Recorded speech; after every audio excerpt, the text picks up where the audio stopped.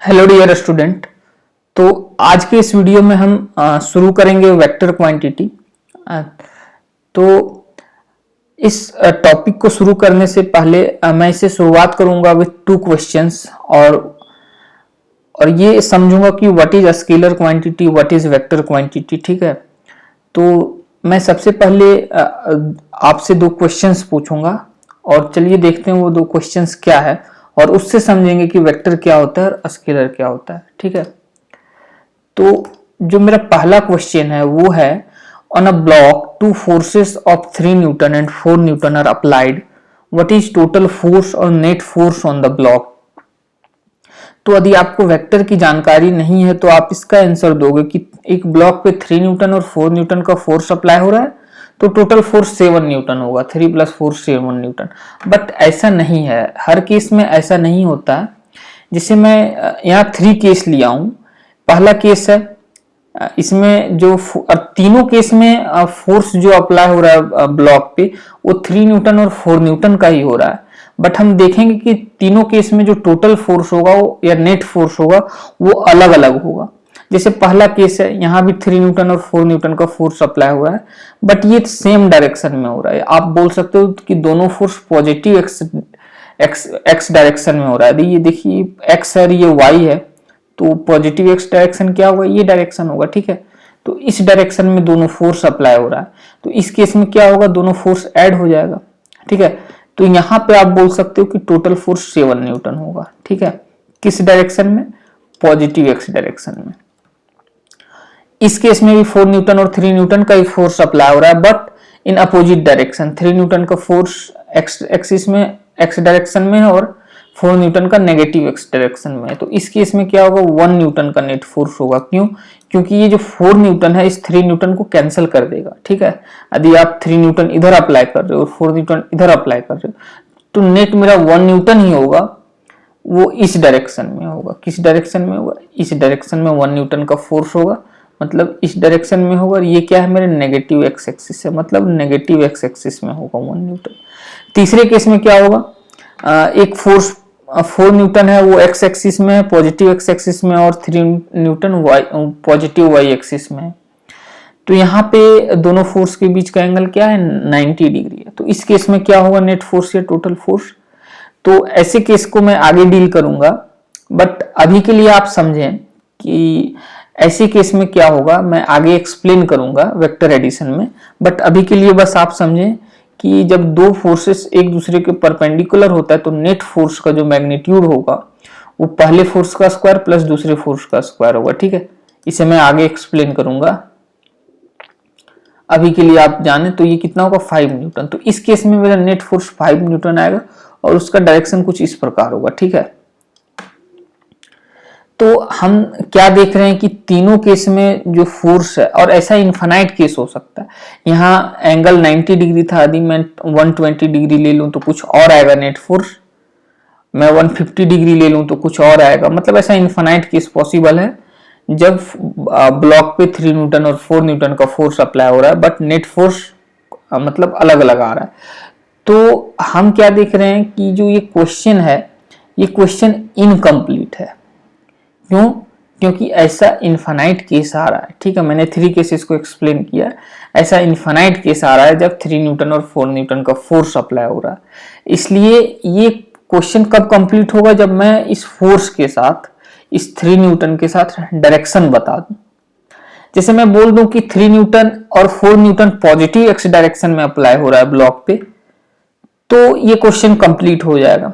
तो ये मेरा पहला केस हो जाएगा जब दोनों पे पॉजिटिव एक्स एक्सिस में अप्लाई हो रहा है, तो ये क्वेश्चन मेरा कंप्लीट हो जाएगा और ये 7 न्यूटन हो जाएगा।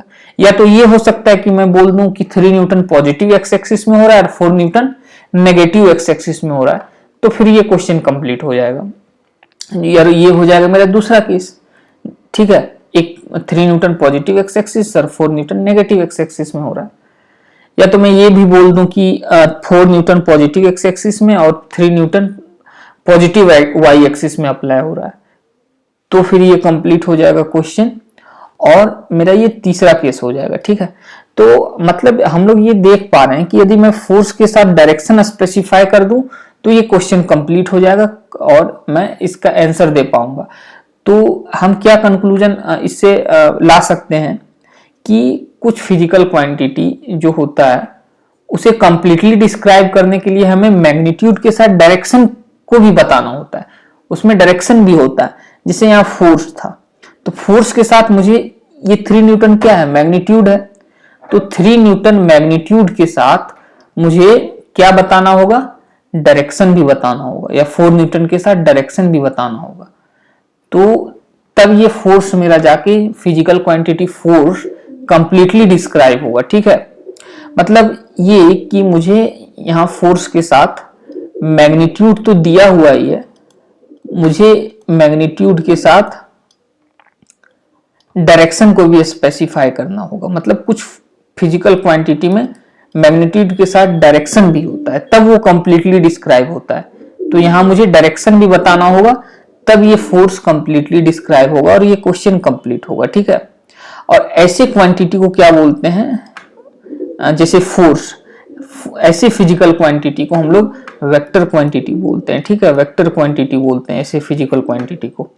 यही मैं दूसरे केस में देखूं, दूसरे क्वेश्चन में देखूं, 3 kg of sugar and 4 kg of salt are mixed, what is the mass of the resulting mixture. तो यहाँ क्या है कि 3 kg ऑफ शुगर को और मैंने 4 kg सॉल्ट को मिक्स कर दिया, तो उसका जो मास होगा वो रिजल्टिंग मिक्सचर का वो 7 kg होगा। यहाँ कुछ ऐसा मैं नहीं बोल सकता हूं कि मैं 4 kg ये सॉल्ट है, तो ऐसा नहीं है कि मैं 3 kg को इधर से लाके मिक्स करूं तो कुछ और होगा, या इधर से लाके मिक्स करूं तो रिजल्टिंग मास कुछ और होगा। मतलब आप किसी तरह भी 3 kg और 4 kg को मिक्स कर दिए तो रिजल्टिंग मिक्सचर का जो मास होगा वो 7 kg होगा। यहाँ डायरेक्शन की बात करना मीनिंगलेस है मास के साथ। ठीक है, तो ये जो क्वेश्चन है कंप्लीट है।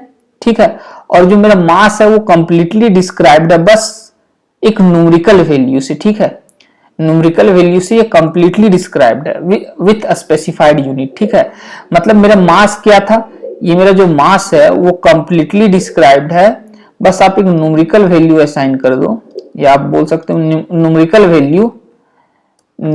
Value with a specified unit. ठीक है, विथ यूनिट, या ठीक है, मतलब ये 3 जो मास है मेरा क्या है, 3 न्यूमेरिकल वैल्यू हो गया और केजी क्या यूनिट है, मतलब इससे ये कंप्लीटली डिस्क्राइब्ड है मेरा मास। ठीक है, मास जो फिजिकल क्वांटिटी है वो न्यूमेरिकल वैल्यू से ही विथ यूनिट कंप्लीटली डिस्क्राइब्ड है। या तो आप इसे ऐसे भी बोल सकते हो कि जो मेरा मास है, बस मास के पास क्या होता है, मास हैज ओनली मैग्नीट्यूड, बस मैग्नीट्यूड होता है। 3 kg क्या है, मैग्नीट्यूड है, तो मास के पास केवल मैग्नीट्यूड होता है, इसके पास डायरेक्शन नहीं होता है। ठीक है, तो ऐसे क्वांटिटी को क्या बोलते हैं, स्केलर क्वांटिटी, जिसके पास केवल मैग्नीट्यूड होता है, डायरेक्शन नहीं होता है। ठीक है, तो अब चलिए स्केलर और वेक्टर को डेफिनेशन को देखते हैं।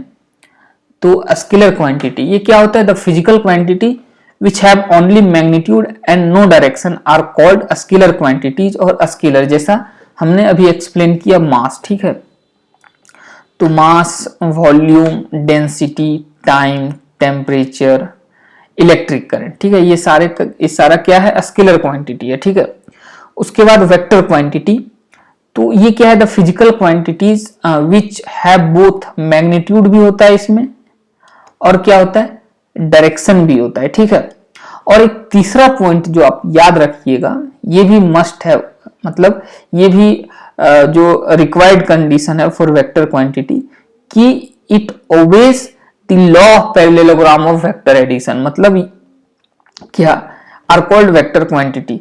तो ये तीसरा भी आपको याद रखना है कि ये law of parallelogram of vector addition को भी फॉलो करता है वेक्टर क्वांटिटी। ठीक है, तो क्या हो गया, मैग्नीट्यूड होता है और डायरेक्शन होता है, और law of parallelogram of vector addition को फॉलो करता है। ठीक है, जिससे जो ये इलेक्ट्रिक करंट है, इलेक्ट्रिक करंट, इसके पास क्या होता है, मैग्नीट्यूड होता है और डायरेक्शन भी होता है, ये पॉजिटिव से नेगेटिव फ्लो करता है। ठीक है, एक फिक्स डायरेक्शन में, बट ये स्केलर क्वांटिटी है। क्यों, क्योंकि ये law of parallelogram of vector addition को फॉलो नहीं करता है, इसलिए इसके पास डायरेक्शन होते हुए भी ये स्केलर है। क्योंकि ये law of parallelogram of vector addition को फॉलो नहीं कर रहा है इलेक्ट्रिक करंट, ठीक है। तो अब वेक्टर क्वांटिटी का एग्जांपल क्या होगा, displacement, velocity, force, momentum etcetera, ठीक है। तो अब नेक्स्ट हम लोग आगे की वीडियो में देखेंगे। Okay, thank you.